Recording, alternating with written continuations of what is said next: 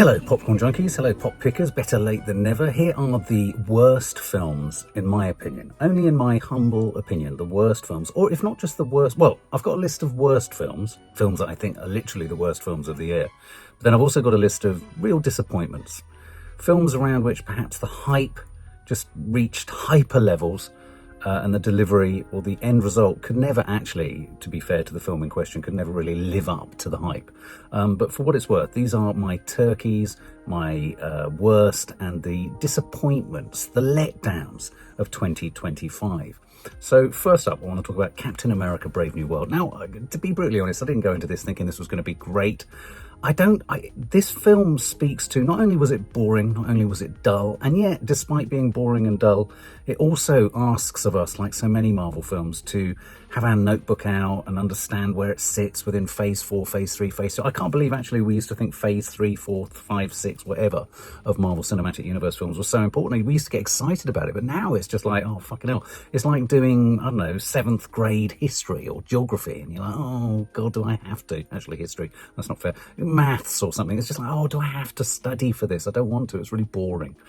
So it was boring. It was insipid. It was a real example of how the superhero film has really died a death. But the thing about it that I found most sort of offensive was the clear inability in the powers that be, I'm guessing Kevin Feige and the authorities up the management level, the executive level of Disney, not really seeming to care about what they put out, just ticking boxes and just shoving stuff out that is really beyond mediocre. And I think it's a real kind of, I felt Captain America: Brave New World, specifically for me, was a finger up at the time, the money and the fandom that's been invested in something like Marvel. So I think it needs to be called out. An absolute travesty, ghastly, rubbish. Next up, well, let's stick with superhero films. The other film that I think was a double blow. I mean, Thunderbolts was vaguely kind of better, vaguely. It didn't really rock my world.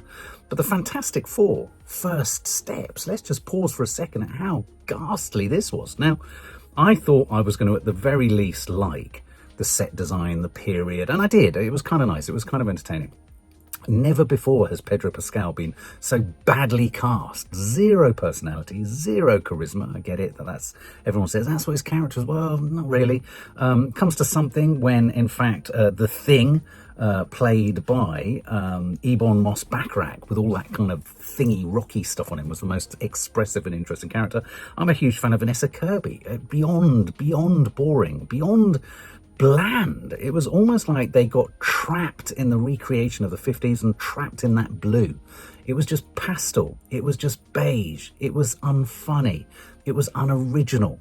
It was tedious. It was awful. And so really that and Captain America were the sort of, they were the two sucker blows to all the time, effort, money and adoration we've all given as movie fans to the Marvel Cinematic Universe. So they really need to fucking pull something out of the sky, out of the tree, out of the fucking dustbin, and do something impressive with Avengers Doomsday or whatever it is. Next up for me is a film, Mickey 17. This is the new film by Bong Joon-ho. Who could have anticipated that this could have gone so wrong? What I was gearing up for was obviously a pastiche from the director of Parasite. It was a bit kind of catch-22 in its kind of cheery gung-ho-iness. I found this a really risible, awful. I can only assume that the director Bong Joon-ho, just a lot was lost in translation. As I understand it, this was based on a book also called Mickey 7. The premise should have worked. He's kind of on a mission. He keeps being reprinted, 3D printed, and he discovers that actually he's quite disposable to requirements and all of the kind of issues that would generate for you. A bit like that film Moon, I don't know if you remember, directed by David Bowie's son. This thought it was funny. The great actors were asked to overact. It was unnatural. It was forced. It was pantomime-like. It was just unsubtle and uninteresting and lacked in any sophistry or any sophistication or, potentially could have been thought-provoking. But the comedy wasn't even funny. It was just really bad. And although it might be a bit of a lost in translation situation here, I think Mickey 17 was really quite appalling. And for me, it annoyed me. It really annoyed me because everyone's like, oh, it's going to be good just because it, proof yet again. A bit like with Yorgos Lanthimos when he made Kinds of Kindness. You can't just assume that because they're a great director or they've directed something well, that everything they make is going to be great. This was a porker. It was a flatulent film full of flatulent moments of unfunniness. It was just I found Robert Pattinson annoying too.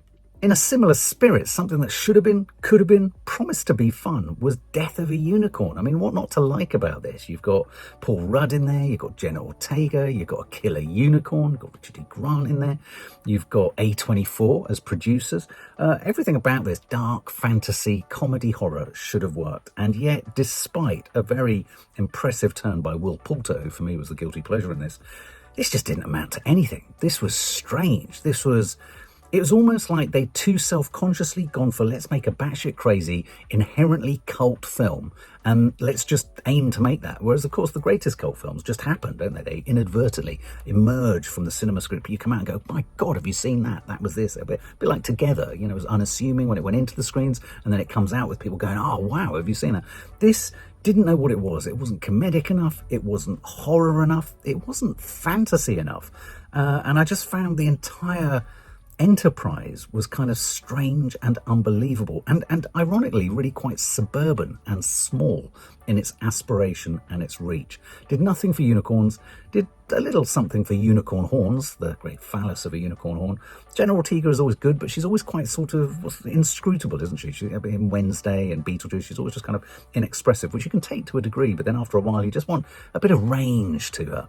So it was predictable, it wasn't funny, and it wasn't scary. So you sort of begin to think, well, what's the fucking point of it? So the next film is The Roses, a remake or a revisit of that classic, The War of the Roses, starring Michael Douglas and not Kathleen Kennedy, what was her name? Kathleen Turner. Again, the story of a marriage that goes so dark and twisted that the desire for divorce and you love someone so much you just love to hate them. It's, there's so many kind of strap lines that you can peel out of this and plonk on a screen, marriage is a bed of roses full of pricks, all that kind of stuff. A satirical black comedy. The trailer for this looked so promising, and we were really excited. I think Tony McNamara, the writer, written things like The Favourite and Poor Things, so we were looking forward to something crisp and biting and fun. I think it was all those things. I think weirdly with this film, I think the script was okay-ish. I think the Olivia Colman we love, Benedict Cumberbatch is great. The problem I think with this film was, and I think Nadia summed this up perfectly in our review, it was like they just hated each other a bit too much. And so I found the whole process of watching this film a little bit like being trapped at a dinner party where your hosts are so unlikable and unpleasant and ungracious and lacking in warmth that you are desperate to escape and you just wish you'd never gone, and you for sure would have cancelled it in the real world. So I just wanted to cancel this. I wanted to not be invited. I didn't want to be there. The funniest bits, tragically, were all in the trailer. So, all those moments of revenge and retribution and all that kind of stuff. But I just think they overpitched the hatred. Right down to him almost letting her die due to her anaphylactic shock around nuts, a nut allergy. It all just took things just too far. And so any residues of warmth in there just weren't there. And I think you needed something, even though it's meant to be acerbic. It's meant to be a bitter tasting kind of film about marriage and dysfunctionality. But it was too hard. It was too harsh. It was too, not male, but it was just too... I imagine there are countless families and households like these two's in Dulwich that are just soulless, heartless households to live in. I wanted to get out. Now, this next film is in my absolute turkeys of the year. I didn't review this, oddly, for the channel because I thought it was so bad. And I know that with this film, I'm at loggerheads with a dear friend, Reese, who's a follower of the movie side of the channel. This film is Caught Stealing, Darren Aronofsky's weird crime thriller, sort of mental kind of screwball, almost a screwball comedy, starring Austin Butler, Regina King, Zoe Kravitz, and Matt Smith as a Mohicaned punk. All the alarm bells started ringing for this when we were presented with scene after scene of Austin Butler talking to his cat in a sort of open-voiced manner so that we could access his character's inner monologue. Nothing about this film did I find believable, engageable. I didn't find it fun. I love Matt Smith, but I even found his cheeky, chappy London Mohican-style punk really generic and sort of dialed in, and everything about this film felt really predictable and obvious and unoriginal, and I just found it shockingly banal. Zoe Kravitz, the scenes were sort of laden in cliches, the dialogue was cliched, his relationship with his cat was cliched, the kind of getting caught was cliched, the escaping was cliched, finding himself in sort of dangerous situations. I think this was the film in which there were some hoodlums who were obvious hoodlums. Just the whole thing, for me, was a crunching, crashing disappointment. I had to pinch myself to remind myself that the director had made something like Pi years ago. Though my fear is if I go back and watch Pi, maybe it's a big pie of shit. So those are the worst films of the year, which now brings me to those which are disappointments. Now, this doesn't mean they were bad, but it just means they didn't hit what I thought or was hoping they would hit in me, for me, as a film lover, in the promise that I was given, or the talent involved, or the hype that surrounded them. The first one is Bring Her Back. Yes, we were told we were going to be entertained by Weapons. Weapons hasn't featured on any of my lists. It wasn't bad, but it wasn't great. I didn't feel it was as clever or complex or as sophisticated as many felt. This was moody and gloopy and frightening and unsettling, but ultimately I didn't feel this delivered in its sort of cleverness. It didn't have the same impact as Talk to Me. Again, one isn't always looking for the same thing. This was a very depressing film about a woman who'd lost her child. And that's all well and good. And Sally Hawkins, I thought, was very good, actually. So this is the first time I've actually enjoyed Sally Hawkins' performance. This is a really odd one for me because, in theory, I should have liked so much of it. And Maddie, my daughter, was surprised when I said this is in my biggest disappointments of the year. She was like, really? I was like, yeah, because actually I felt it lent on obvious, gory body horror tropes. It just lacked a certain spring in its step and a cleverness and a wit. It just felt maudlin and it just felt predictable by the end. It's not to say there weren't great moments in it, but interestingly, the greatest moments in it were those where Sally Hawkins' character had sudden violent shows of anger rather than anything to do with horror. I didn't believe in the central premise of the possession and the boy and the eyes and the pool and the videos, and it just didn't. Something wasn't gelling. It didn't. I was struggling with believability. Nosferatu. Again, so much to like about this. The set design was amazing. The cinematography was amazing. Costume design. It was boring. It was boring with a tonally curious performance by Willem Dafoe that made it not boring, but funny and laughable in all the wrong ways. A bit like The Lighthouse, I guess. Yes, I was kind of looking forward to Robert Eggers kind of giving us a real kind of indulgent, immersive, and it was immersive and it was indulgent, and Lily Rose Depp gave us some really kind of out-of-mind sort of, possessions kind of scenes, but it all sort of curiously lacked passion. It curiously lacked, I know it was a straight telling, if you like, of the Nosferatu story. I wasn't into Count Orlok, his design. I think we revealed him too early. It made some sort of glaringly obvious mistakes. And all in all, I remember me and Maddie watching this feeling actually quite fidgety and quite bored. It was boring and it wasn't sexy. You can't get sexy with Count Orlok, but you could get sexy with, Lily Rose Depp and all of that stuff. But it just, I don't know. It's a beautiful thing to look at. But in impact, it really missed its mark for me. The Brutalist. I know it seems like that was a film from 2024, but it was actually landed here in the UK in 2025. I found The Brutalist this is one of those films that on further and longer reflection, I dislike more and more the longer I think about it. A curious film where you're kind of asking questions about why make it. Adrian Brody was good. Yeah, Felicity Jones was good. I think there were many questions to be asked of its inherent politics, global politics. It felt self-indulgent. It felt like an obvious shoo-in for Best Oscar, for Best Actor and all that kind of stuff. But actually, when I think about this film, I sort of think, God, one awful lot of time spent on a character and his life for us to see actually very little of what he was creating. It was just like virtually one library. And I don't know, it just, again, it had so many moving parts to it. It was so long, it had an interval. It was such an investment of time.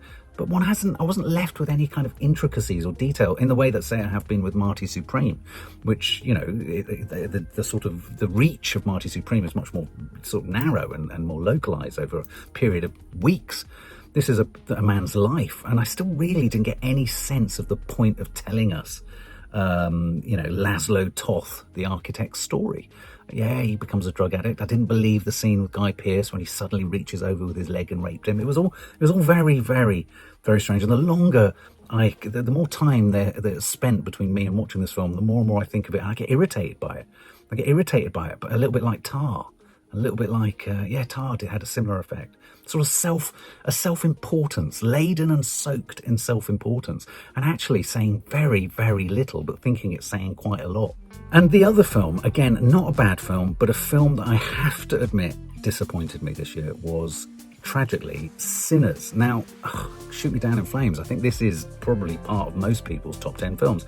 And the weirdest thing about saying this is a disappointment is I can see why.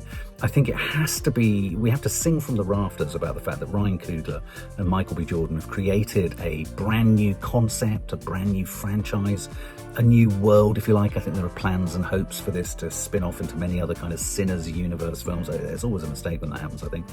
But there were so many elements of this film that just didn't work for me. And I think it thought it was fleeter of foot and cleverer of message than I think it necessarily was. There was one particular scene in the middle, the sort of immersive, multi-generational, various era time travel music scene, which I thought was incredibly rousing and important, and almost could function as a short film about the transition and movement through, you know, African-American music and culture. And I thank you, Reese, for giving me real sort of steerage on the kind of reference points around the barn and the symbolism of the barn being surrounded by fire. And, you know, although I enjoyed Jack O'Connell's Irish migrants jigging and dancing, the vampiric side of it, the actual monster side of it, felt really quite predictable. You know, stakes through the heart and garlic, and I don't know, it felt like The Lost Boys at times, but not up to date The Lost Boys. It was a bit Lost Boys-y. And so all in all, it wasn't that it was bad. It was watchable. I liked the soundtrack. I liked some of the performances a lot. But and I think this film very much more than any of the others, suffered for me from an overhyped situation. And that's why I put Sinners in there as a last. And there you have it. Those are the films that were the first films were my turkeys, my absolute fucking hell, that's annoying. And those last ones, those other ones, were the disappointments of the year. Share your own down below. Do you agree, or do you fearsomely disagree with me?